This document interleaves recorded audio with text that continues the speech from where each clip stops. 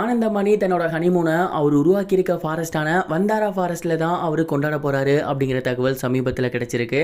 அது என்ன ஏது அப்படிங்கிற முழு விவரத்தை தான் இந்த ஒரு வீடியோவில் நம்ம பார்க்க போகிறோம். நாடு முழுக்கவே மிக கோலாகலமாக நடந்த கொண்டாட்டம் தான் ஆனந்தமணி அவர்களோட மேரேஜ். கிட்டத்தட்ட உலகத்தில் உள்ள மிகப்பெரிய பெரும் புள்ளிகள் எல்லாமே கலந்துக்கிட்டாங்க. நார்மலான வீட்டு கல்யாணம் அப்படின்னாலே ஃபங்க்ஷன் ஓய்கிறதுக்கு ஒரு 2-3 நாள் ஆகும். இது அம்பானி வீட்டு கல்யாணம் சொல்லவா வேணும். ஸோ 2 வாரங்களுக்கு தொடர்ந்து ஏதாவது ஒன்று அவங்கள பற்றி வந்துக்கிட்டே தான் இருந்துச்சு. அண்ட் இப்போ தான் அவங்க கம்ப்ளீட்டாக எல்லாத்தையும் முடிச்சுட்டு ரெஸ்ட் எடுக்க ஆரம்பிச்சிருக்காங்க. அண்ட் இதுக்கப்புறம் தான் ஆனந்தம்பானியும் அவங்களோட ஒய்ஃபும் ஹனிமூன் போக போகிறாங்க. அண்ட் அவங்க எங்கே போகிறாங்க அப்படிங்கிற ஒரு கேள்வி எல்லாருக்குமே இருந்துச்சு. ஏன்னா சாதாரண கப்பலே மிகப்பெரிய ஐடியா தான் வச்சுருக்காங்க. சுவிட்சர்லாந்து போகணும், பிரேசில் போகணும் அப்படின்னு ஒரு மிகப்பெரிய ஐடியா வச்சுருக்காங்க.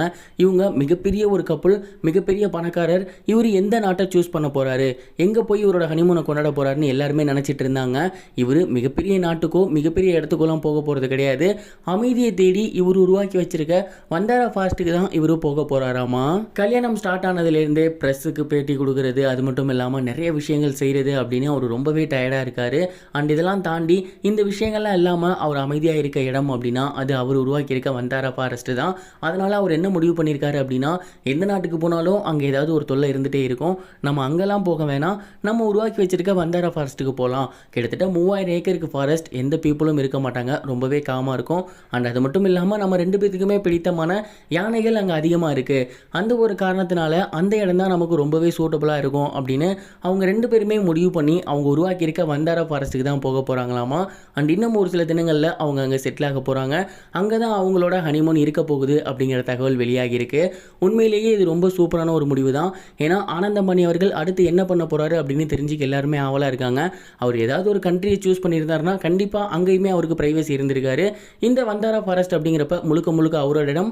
அதனால் அவர் காமாக இருப்பார். அவரோட ஐடியா நல்ல ஐடியான்னு எனக்கு தோணுது. நீங்கள் என்ன நினைக்கிறீங்க? கமெண்ட் பாக்ஸில் ஷேர் பண்ணுங்கள். இது ஒரு புறம் இருக்க டைரக்டர் சங்கர் அவர்களோட இயக்கத்தில் கமலஹாசன் சார் நடிச்சிருந்த படம் தான் இந்தியன் 2. இந்த படத்துக்கு மிகப்பெரிய ஒரு எதிர்பார்ப்பு இருந்துச்சு. ஆனால் படத்துக்கு அந்தளவுக்கு ஒரு நல்ல ரெஸ்பான்ஸ் கிடச்சிச்சா அப்படின்னா கண்டிப்பாக இல்லை. அதற்கு முக்கியமான காரணம் படத்தோட பிளாட் வந்து சரியாக இல்லை. ஸ்க்ரீன் பிளே ரொம்ப அதிகமாக இருந்துச்சு. டியூரேஷன் டைம் அப்படிங்கிறது ரொம்பவே அதிகமாக இருந்துச்சுன்னு ஏராளமான கேள்விகள் வந்துச்சு. குறிப்பாக இந்தியன் தாதாவை இந்த படத்தில் ரொம்பவே மோசம் பண்ணிட்டாங்க அப்படிங்கிற மாதிரி ரசிகர்கள் சொல்லி வந்துட்டு இருந்தாங்க. இந்த ஒரு படத்தை பற்றி தலைவர் சூப்பர் ஸ்டார் அவர்கள் சமீபத்தில் ஒரு விஷயம் ஷேர் பண்ணியிருந்தார். கேரளாவில் ஒரு கல்யாணத்துக்கு போயிட்டு அவர் சென்னை விமான நிலையத்துக்கு வந்திருந்தார். அப்போ அங்கே இருந்த நிருபர்கள் இந்தியன் 2 படம் பார்த்தீங்களா, எப்படி இருக்குன்னு கேட்டுக்க தலைவர் அவர்கள் நான் இந்தியன் 2 படம் பார்த்தேன், ரொம்பவே சூப்பராக இருந்துச்சு அப்படின்னு சொல்லியிருந்தார். இந்த ஒரு விஷயம் இப்போ சோசியல் மீடியாவில் ரொம்பவே வைரலாக போகுது. என்னதான் படம் எப்படி இருந்தாலும் தன்னோட நண்பர் படம் நல்லா இருக்குன்னு அவர் சொல்லியிருந்த விஷயம் இப்போ சோசியல் மீடியாவில் ரொம்பவே வைரலாக போகுது. நீங்கள் இந்தியன் 2 படத்தை பார்த்தீங்களா, படம் எப்படி இருக்குது? ஹானஸ்ட் ரிவ்யூவை கமெண்ட் பாக்ஸில் சொல்லுங்கள். இது வரைக்கும் கனெக்டிங் டிவிக்கு சப்ஸ்கிரைப் பண்ணனா மறக்காமல் சப்ஸ்கிரைப் பண்ணிக்கங்க. உடனடி அப்டேட்ஸ் பெறுவதற்கு நோட்டிஃபிகேஷன் பெல்லையும் கிளிக் பண்ணிக்கங்க.